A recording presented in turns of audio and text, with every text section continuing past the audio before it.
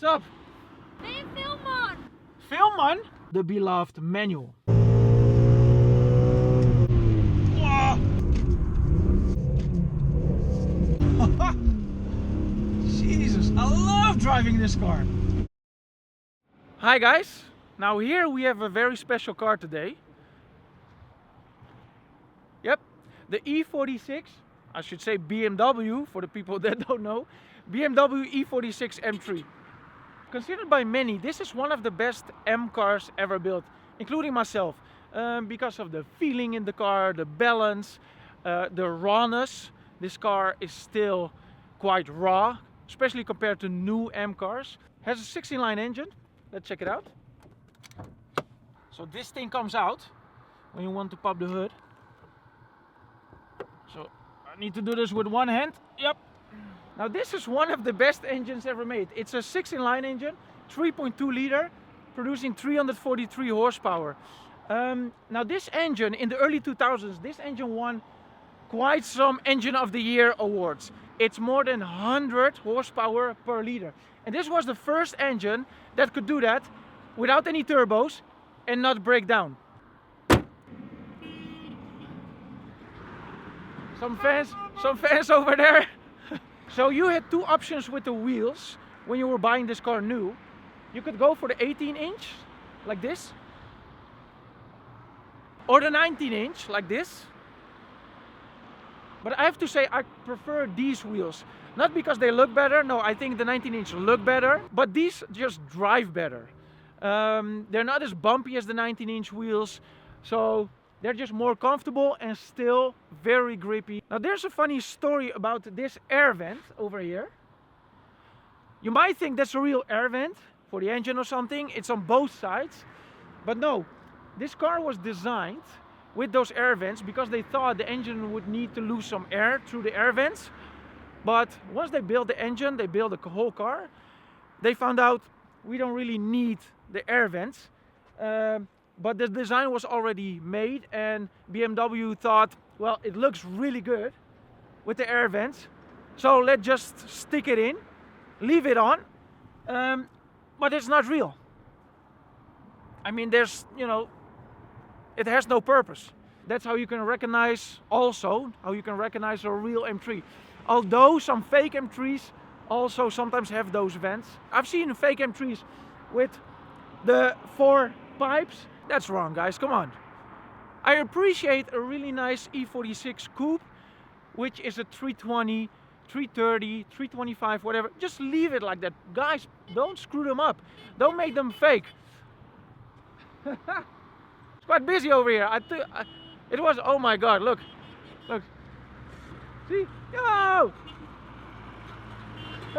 Okay, I have to be honest. Behind all this grass you see over here, there's a racetrack Zandvoort, where I usually race and teach people how to race. There has been a race today. The day ended and now all those guys are coming back from the track, passing me. So I could have known. Next time I'll choose another place to shoot a video. Let's go inside. It's just not a very good smooth. What's up? Nee, film man! Film man? Nee, film man! Look, we got some fans over here. Yes! Well, let's go inside. And as you can see directly, this thing is just in mint condition. There were some options for navigation, for a screen. Now this one doesn't have it, obviously. To be honest, I prefer this more because I don't think a screen suits this car very well. And here we have, of course, the beloved manual. And in my opinion, every car should have a manual. Every sports car, every driver's car should have a manual. Doesn't matter how much horsepower you have. Even if you're driving a Ferrari 812 Superfast with 800 plus horsepower, why no manual? Come on.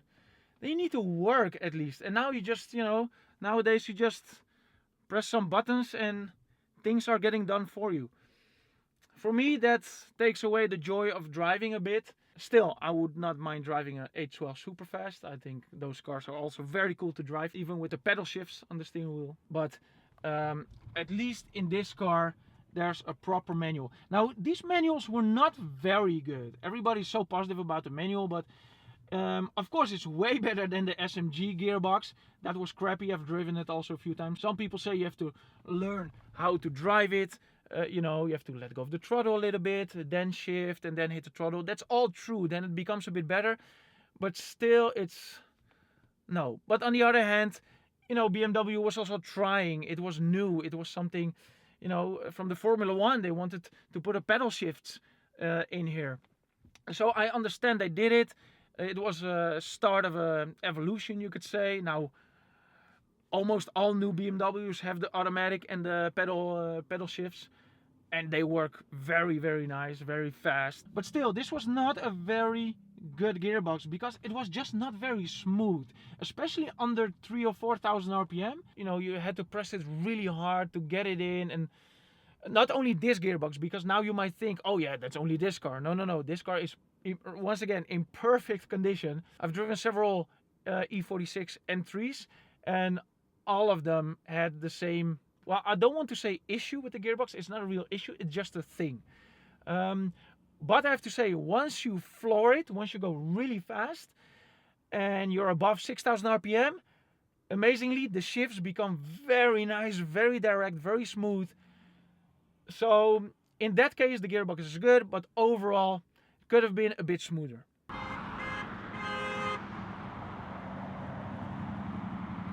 Some friends of mine were driving on the racetrack today, and I wasn't. But hey, that's life. Welcome to PureDrive.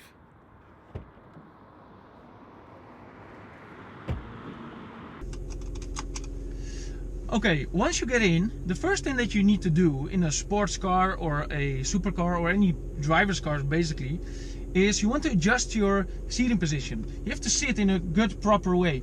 Well, here comes the first problem of this M3. The seat can't go down low enough. And that's a problem for especially people who are taller than, let's say, 1.75 m, 180. I'm 182. The seat is at its lowest right now. Look, my head, it's almost against the roof. My eyes are at the same height as the middle of the rear view mirror. That's too high because your eyes need to be a little bit lower, a little bit under the rear view mirror. And I think that's a huge drawback with this car, because this is such a great car to drive. And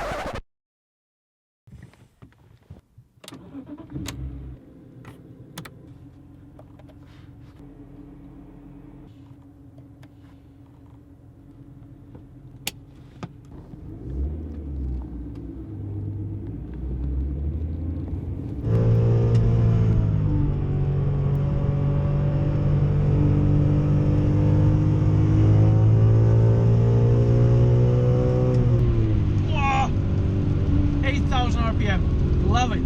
I freaking love this. Ooh, it starts to dance here a bit. Oh, this engine wants to go.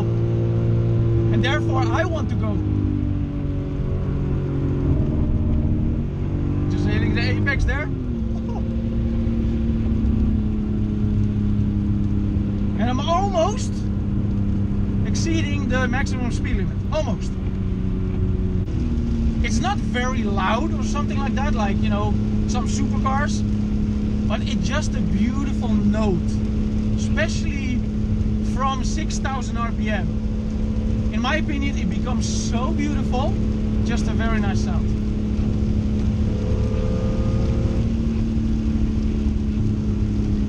This car doesn't have the best tires, so I should be a bit careful here.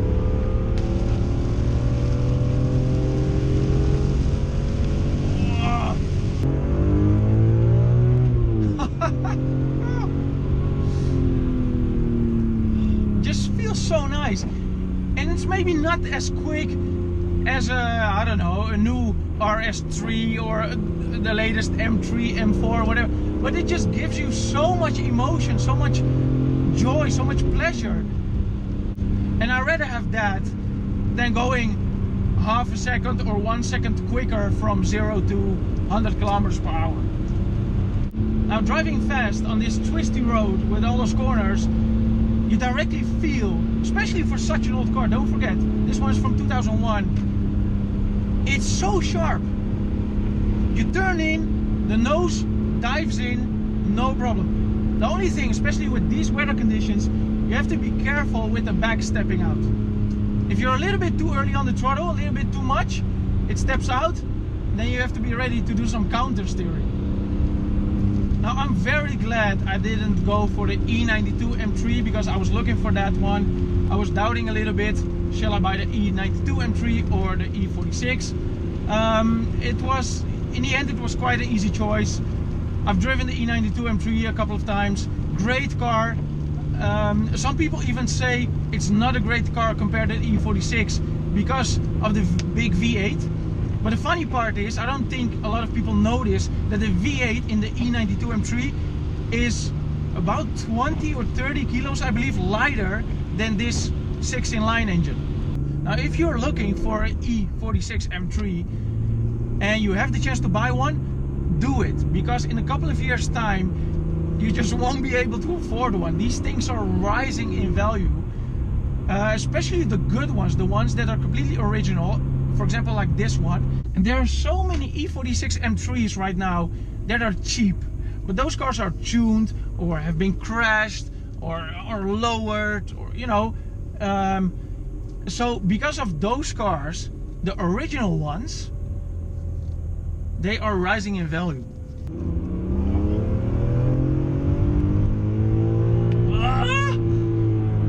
I've driven faster cars so many times.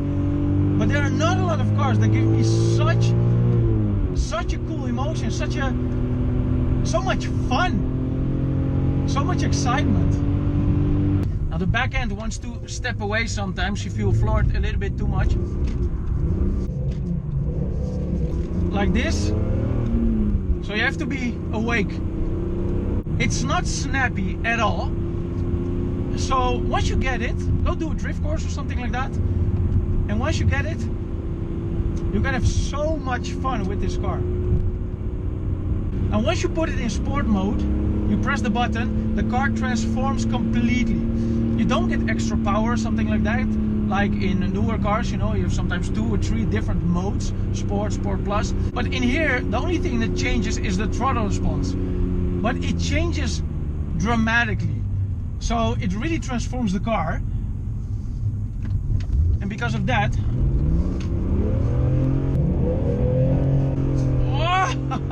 you can play around like that. Way easier than you would be able to without the sport button. So the engine delivers the power very nice in a very linear way. The joy starts from about 4,500 RPM.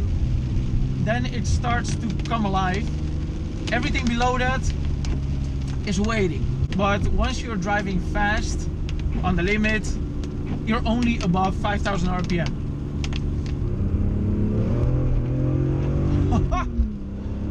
Jesus, I love driving this car, especially in the rain. This car is just inviting you to go fast. Oh, not too fast. Oh.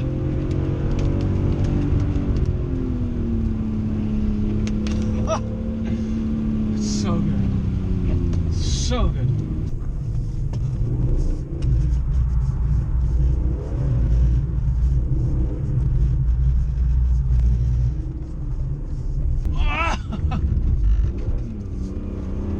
I love roundabouts, especially with this car.